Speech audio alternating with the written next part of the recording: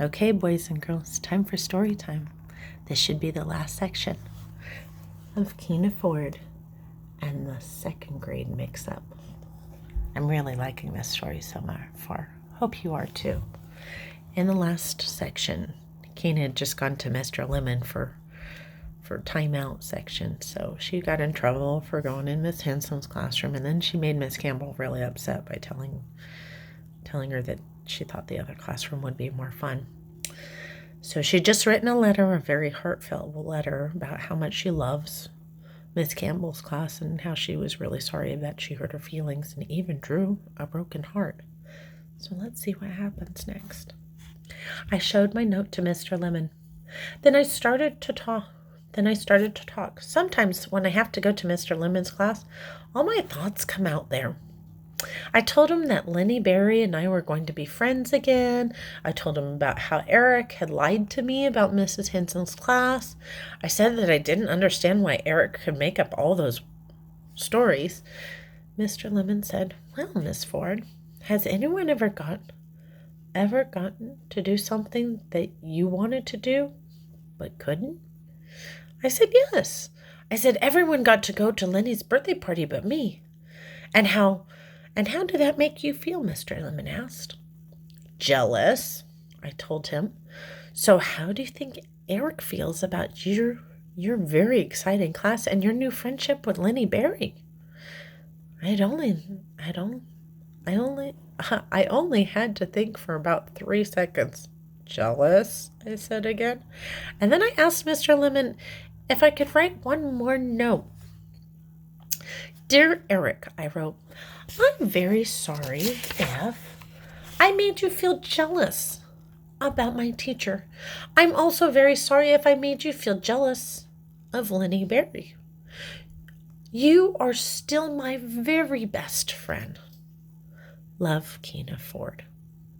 Next to my name, I drew a boy and a girl smiling and wrote E on the boy's shirt and a K on the girl's shirt. Then I wrote best friends. I showed my letter to Mr. Lemon, and he said I could go back to class. I gave my letters to Mrs. Henson and Mrs. Campbell, and then I tried to be very quiet for the rest of the day. When the bell rang, I tried to get out of the classroom as fast as I could. But I ran right into Mrs. Henson in the hallway. She just looked down at me. She looked very, very serious. "Keena," she said, "you should not have gone into my classroom and hidden underneath my desk. But thank you very much for the apology. I think you've learned your lesson." Then she smiled, and I nodded my head. "Yes, ma'am," I said. "It will never happen again." Then I heard Mrs. Campbell calling me from the classroom. "Keena, please come back here for a moment," she said. I walked back into the classroom. "I just wanted to give you this," Mrs. Campbell said. She handed me a piece of paper that was folded in half. "Thank you," I whispered, and I could tell it was a letter, and I knew what it said. It said that Miss Campbell tried to love me, but she just couldn't because she had done 2 very bad things. I had pretended it was my birthday when it really wasn't, and I had said I wanted to be in Miss Henson's class, but I put a letter in my backpack, and I decided to wait until I got home to read it because I didn't want Mrs. Campbell to see me cry again. Eric and his 5th grader named Lamont were waiting for me by the front door of the school. We were always supposed to walk home together. I was going to tell Eric that I was sorry, but I just handed him the note instead. He didn't open it. We didn't walk the whole way home. Even though it was only 2 blocks, it felt like the time when we didn't speak for 3 whole days. As soon as I got home, I went to my room.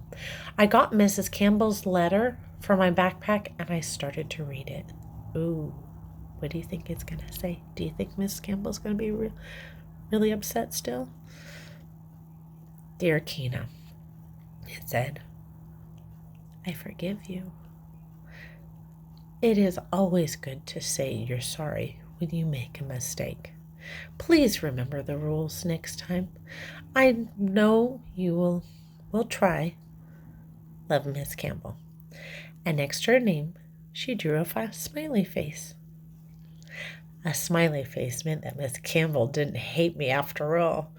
Right then, I made a plan. The next time Mrs. Campbell said, "Good morning, Kina," I wasn't just going to say good morning. I was going to give her a great big hug. Oh, that sounds great. I would like that too. That evening, Eric came by after dinner. He said, "Thanks for the note." Then he said, "Sorry I lied about the classroom." "It's okay," I told him. Then Eric said that maybe we should fix up the homework hut after all. Even if we didn't have the same homework, we both still needed a quiet place to work. I said I thought it was a smart idea. I ran to my room and got my art box. Eric and I went into the balcony and uncovered the homework hut. First, we repainted the letters so that it said homework hut again. We blew on the letters to help dry them this time until we got kind of dizzy.